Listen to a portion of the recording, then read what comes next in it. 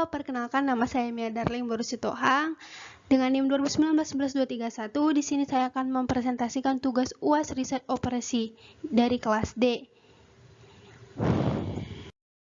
Nah, yang pertama, tugas saya itu berhubungan dengan fakta sejarah terkait yang harus kita tahu, yaitu riset operasi. Nah, riset operasi ini bisa membuat Amerika Serikat memenangkan peperangan tersebut. Riset operasi merupakan salah satu cara jitu yang diterapkan sebagai langkah strategis operasi militer dalam menghadapi permasalahan militer.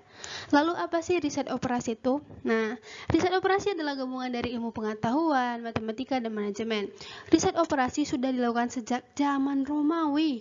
Nah, kemudian dianalisis terus-menerus oleh para ilmuwan, bahkan saat menjelang Perang Dunia I, seorang ahli ilmuwan bernama E.V. Lanchester, asal Inggris, terus meneliti untuk menerapkan riset operasi yang lebih mapan. Kemudian pada Perang Dunia Kedua, di mana Amerika terlibat, maka mereka pun menerapkan prinsip-prinsip riset operasi dan dilakukan oleh tim profesional yang berjumlahkan 26 kelompok riset operasi, di mana terdapat 10 ilmuwan hebat di dalamnya yang bertugas untuk menganalisis data serangan udara dan laut gempuran tentara Nazi.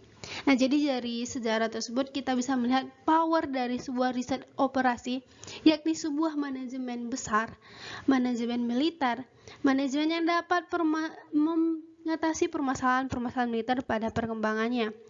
Setelah kemenangan Amerika Serikat pada Perang Dunia Kedua, riset operasi dijadikan sebagai salah satu pelajaran di perguruan tinggi, dan riset operasi juga diterapkan pada dunia industri, yakni bisnis, ekonomi, dan lain-lain. Nah, oleh karena itu, berhubungan dengan tugas saya akan memaparkan tugas saya untuk mengerti riset operasi secara sederhana. Nah, tadi kan disebutkan bahwa riset operasi juga sudah diterapkan pada dunia industri. Gimana sih contoh sederhananya? Cara kerjanya gimana? Gimana sih hasilnya? Apakah sesuai dengan definisinya tadi, bisa mengatasi permasalahan yang sesuai target atau kebutuhan? Yuk kita bahas satu persatu. Kasusnya ialah ada seorang mahasiswi, dia ingin pergi kuliah tepat waktu tapi dengan jarak yang cukup jauh. Nah, jika ingin sampai dengan cepat dan tepat waktu, maka harus memperhatikan biaya yang dikeluarkan dan transportasi yang beroperasi pada jam-jam tersebut. Bagaimana riset operasi dapat mengatasi masalah tersebut? Yang pertama, kita harus merancang, memperhitungkan, mengenali, dan melihat jenis transportasi dan waktu yang tersedia beserta biayanya. Bagaimana kita merancangnya? Nah, jika ingin sampai tepat waktu misalnya pada jam 10 AM, maka seorang mahasiswa naik Gojek dengan biaya 500 per menit dengan waktu tempuh 11 menit. Kemudian sambung lagi naik angkutan umum dengan biaya 800 per menit selama 4 menit, atau naik motor dengan biaya 750 per menit selama 10 menit. Dari pernyataan tersebut, informasi yang kita ketahui, maka kita harus membuat model solusi. Di sini ada 3 model solusi yang sudah saya buat. Yang pertama, menggunakan angkot dan motor dalam waktu 21 menit. Yang kedua, menggunakan angkot dan Gojek dalam waktu 14 menit. Dan yang ketiga, menggunakan motor dan Gojek dalam waktu 15 menit. Nah, dari sini kita dapat memperhitungkan dan melihat biaya yang paling tepat untuk bisa lebih efisien dan murah ketika menuju kampus.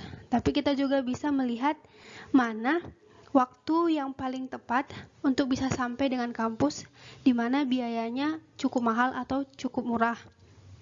Dan yang ketiga, kita bisa melihat bagaimana ketepatan atau keamanan ketika kita bisa sampai ke kampus dengan tepat waktu.